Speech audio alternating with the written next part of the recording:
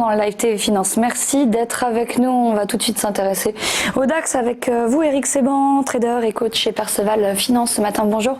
Eric, comment le DAX ouvre-t-il ce matin? Un petit peu plus haut qu'il l'a fermé hier. On peut pas, pour l'instant, on peut pas vraiment donner d'indications particulières sur le comportement du DAX aujourd'hui.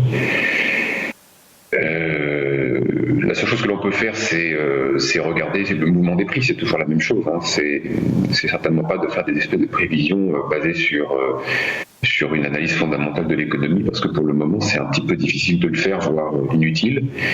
Je vous ai posté un graphique la semaine dernière et je vous poste le même en vous montrant où nous étions et nous avons atteint l'objectif 1, mais je pensais vraiment pas qu'on allait atteindre l'objectif 2 en ligne droite. J'aurais pensé franchement qu'une pause se serait mise en place, mais bon, je crois qu'aujourd'hui il ne faut plus s'étonner de rien dans ce marché très particulier. On a une phase vraiment très particulière et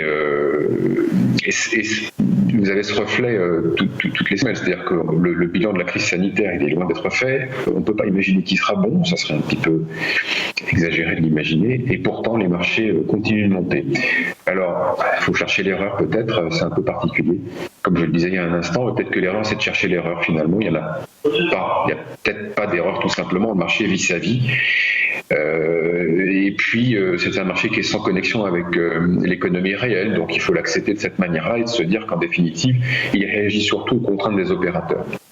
C'est la construction des marchés qui fait que nous pouvons avoir ces phénomènes qui peuvent paraître absurdes. C'est ce que je disais aussi la semaine dernière, ce que je pense toujours.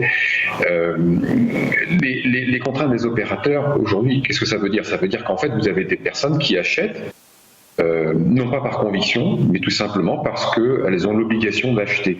Si vous prenez par exemple des gestionnaires de fonds, ne pas acheter aujourd'hui, c'est ne pas être dans le train, c'est forcément une contrainte, une conséquence qui amènera une sous-performance pour le gestionnaire. D'autre part, le gestionnaire par exemple peut avoir aussi, il a des contraintes réglementaires, il est obligé d'investir ses liquidités. Donc ne serait-ce que ces deux raisons-là sont suffisantes pour illustrer, si vous voulez, l'achat contraint. Donc maintenant, qu'on a atteint ce niveau 2, on peut imaginer évidemment qu'une pause peut se mettre en place. C'est ce que j'ai indiqué sur le graphique en vous indiquant les flèches qui pourraient dessiner un range entre le niveau 2 et le niveau 1, pour ensuite aller chercher le niveau 3, puisque maintenant on n'est plus très très loin des niveaux de février, des niveaux avant le début du déstockage. Et sans doute que le marché va tenter de poursuivre de cette manière-là. Je dis sans doute parce que je me base uniquement sur ce que je vois dans les graphiques, et je pense que si on veut intervenir, quelle que soit l'unité de temps, la seule chose sur laquelle on peut s'accrocher, c'est ces graphiques. Certainement pas réfléchir à la situation dans sa globalité, et réfléchir le moins possible. Ça paraît peut-être un petit peu spécial de dire ça, mais je pense que si on veut intervenir en étant systématique, c'est la base d'un trading réussi, c'est d'être systématique et certainement pas discrétionnaire. Il faut s'accrocher à ces graphiques. Et les graphiques nous laissent imaginer en effet qu'avec une analyse assez simple, si rien n'est débranché, le marché continuera de monter pour aller chercher le niveau d'avant la crise, puisque tout montre que en fait c'est le but du jeu. Donc une pause, oui, sans doute. Peut-être pas d'ailleurs, peut-être que comme la semaine dernière on va partir tout droit et aller chercher l'objectif 3 matérialisé sur le graphique qui nous ramènerait donc à la situation que nous avions avant la crise. C'est peu probable, mais sur les marchés tout est possible.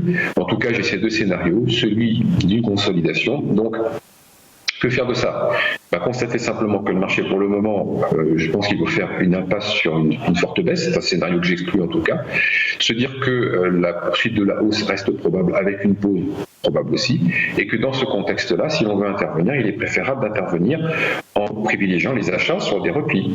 Voilà, plutôt que d'essayer de vendre les points hauts, puisque, a priori, en tout cas, le rouleau compresseur est suffisamment fort pour se faire écraser si on veut tenter de cette manière-là. Donc, accompagner le mouvement haussier, acheter sur des replis. Si on est en intraday, se dire que il faut être mobile, donc essayer d'avoir des positions pas trop lourdes, de manière à pouvoir subir des amplitudes importantes, comme le retracement d'hier, par exemple. Et puis essayer voilà, encore une fois, d'être mobile et de tenir un pas. Le meilleur scénario, c'est de se dire, voilà, je vais accompagner la hausse tant que je n'ai pas un signal de retournement, et on est très loin d'en avoir un. Donc acheter sur des replis, viser des écarts et recommencer. Et si on travaille en swing, essayer de viser un petit peu plus long, mais sans viser la lune non plus. Merci beaucoup Eric Seban pour votre analyse. Dans un instant, à suivre dans Live TV Finance, les Market Movers.